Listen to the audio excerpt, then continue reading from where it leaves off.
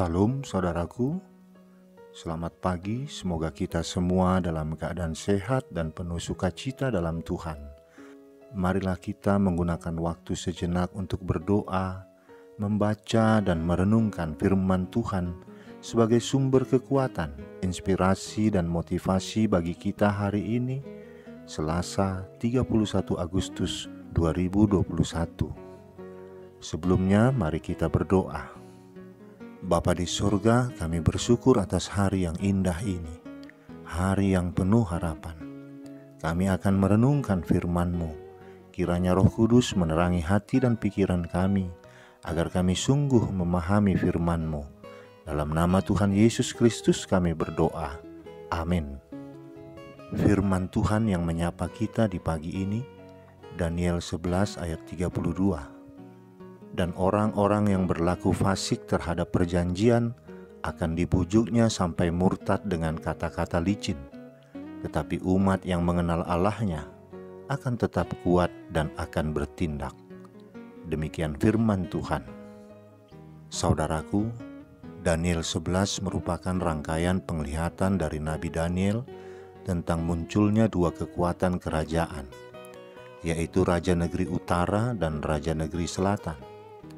Dua kekuatan ini berperang dan akhirnya dimenangkan oleh Raja Negeri Utara.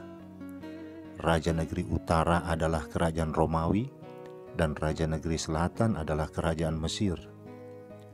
Kerajaan Romawi berbicara kekuatan antikristus. Antikristus adalah orang-orang yang tahu tentang Kristus, namun kemudian murtad dan menjadi yang terdepan dalam melawan Kristus. Sedangkan kerajaan Mesir berbicara tentang keduniawian. Raja Negeri Utara yang memenangkan perang akan berupaya membujuk orang fasik dengan berbagai rayuan dengan kata-kata manis dan licin supaya mereka murtad. Namun umat yang mengenal Allah tidak akan menjadi korban. Berbicara bujuk rayu dengan kata-kata manis dan licin mengingatkan kita saat ular membujuk Adam dan Hawa sehingga mereka jatuh dalam dosa. Iblis merayu Adam dan Hawa dengan berkata bahwa sekali-kali mereka tidak akan mati, tapi justru akan menjadi sama dengan Allah.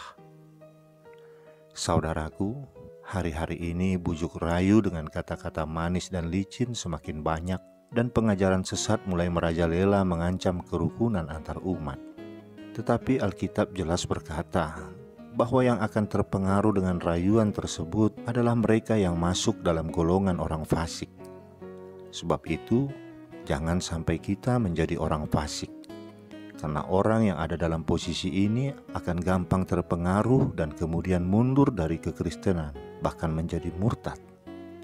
Menjadi orang fasik bukan keberuntungan yang akan kita terima, tetapi kerugian. Tidak ada hal yang menguntungkan menjadi orang fasik. Beberapa keadaan yang akan dialami oleh orang fasik. Pertama, orang fasik tidak akan menerima keuntungan dan berkat. Keturunan mereka tidak memiliki masa depan. Mereka bisa mengumpulkan uang atau kekayaan, tetapi yang akan menggunakan dan menikmatinya adalah orang benar. Hal itu bisa kita baca dalam Ayub 27 ayat 13-19. Yang kedua, orang fasik seperti laut yang berombak. Mereka tidak akan memiliki ketenangan. Mereka tidak akan memiliki arah hidup karena diombang-ambingkan oleh gelombang kehidupan sehingga tidak akan pernah sampai pada tujuan. Bisa kita baca dalam Yesaya 57 ayat 20-21. Lalu siapa yang disebut orang fasik? Mazmur 50 ayat 16-20 mengatakan, orang fasik adalah suka membaca firman Tuhan, bahkan mereka ikut menyelidiki firman. Mereka memakai firman Tuhan untuk mengoreksi orang lain, tetapi mereka sendiri menolak untuk dikoreksi oleh firman. Mereka hanya tahu membaca dan menyelidiki firman, tetapi mereka mengesampingkan dan tidak peduli dengan firman itu sendiri. Orang fasik meneliti firman dengan hanya menggunakan akal, tidak disertai doa, apalagi karya Roh Kudus. Mereka tahu teori firman, tetapi tidak mau melakukannya. Akibatnya, mereka sangat mudah mundur dari kekristenan saat mendapat bujukan, rayuan, godaan dengan kata-kata manis dan licin. Untuk menjadi kuat dan kebal atas bujuk rayu dunia, kita harus sungguh-sungguh mengenal Allah. Kita akan mengenal Allah dan hidup akrab dengannya jika kita memiliki jadwal pertemuan yang baik dengannya. Semakin kita akrab, maka kita akan semakin mengenal Allah, dan kita akan tetap kuat dan bertindak atas setiap bujuk rayu dan godaan dunia ini. Saudaraku, keadaan di akhir zaman memang semakin sulit. Kabar yang kita dengar dan lihat sehari-hari adalah keadaan manusia yang semakin rusak moral dan etikanya. Kejahatan, kekerasan, kenajisan yang terjadi semakin parah. Orang-orang dunia menjadi cemas dan takut. Krisis yang meluas dan mengglobal. Semua itu sesungguhnya adalah penggenapan firman Tuhan. Alkitab telah mengatakan bahwa di hari-hari terakhir akan datang masa sukar.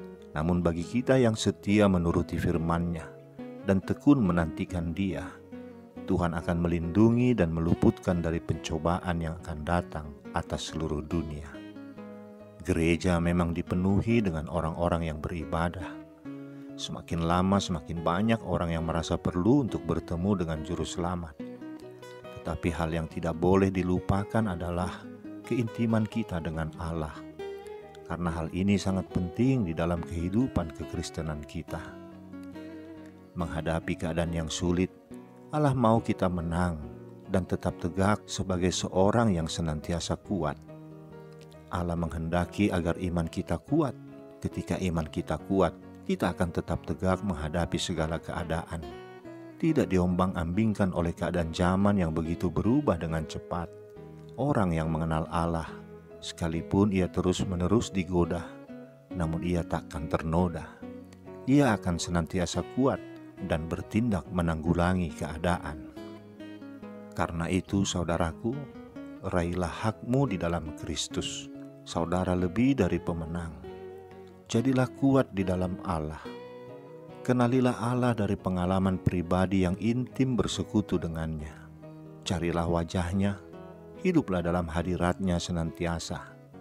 Di dalam hadirat-Nya dan dengan mata yang fokus kepada Allah, perkatakanlah firman-Nya dengan penuh keyakinan. Peganglah janji-Nya. Katakan kepada Allah bahwa Ia adalah Allah yang pasti menolongmu dari setiap masalah, yang menyediakan jalan keluar dan menjadikan saudara lebih dari pemenang. Saat saudara memperkatakan firman-Nya, bukan hanya Allah yang mendengar, malaikat mendengar, iblis mendengar, segala persoalan pun mendengar. Dan kuasa firman-Nya membalikan keadaan buruk menjadi keadaan baik bagi saudara. Kuasa firman-Nya akan membuat saudara tidak ternoda sekalipun terus-menerus digoda. Amin. Kita berdoa. Bapa di surga, ada banyak godaan, rayuan, bujukan. Firman-Mu hari ini mengingatkan kami agar kami tetap kuat dan bertindak mengalahkan semua bujuk rayu dan godaan itu, agar kami tak bercacat, agar kami tak bernoda di hadapan Tuhan. Kami tak akan mampu melakukan itu sendiri ya Bapa.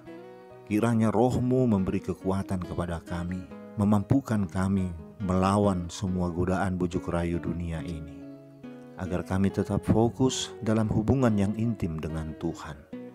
Agar apa yang telah Engkau wariskan kepada kami, kerajaan-Mu, tidak menjadi hilang dan sia-sia, tetapi kami tetap mempertahankannya dan memilikinya. Terima kasih Bapa, kami yakin dan percaya Kau akan menolong kami, menguatkan kami di dalam Roh Kudus-Mu. Dalam nama anak-Mu Tuhan Yesus Kristus kami berdoa. Amin. Selamat beraktivitas saudaraku. Tuhan memberkati kita. Salam.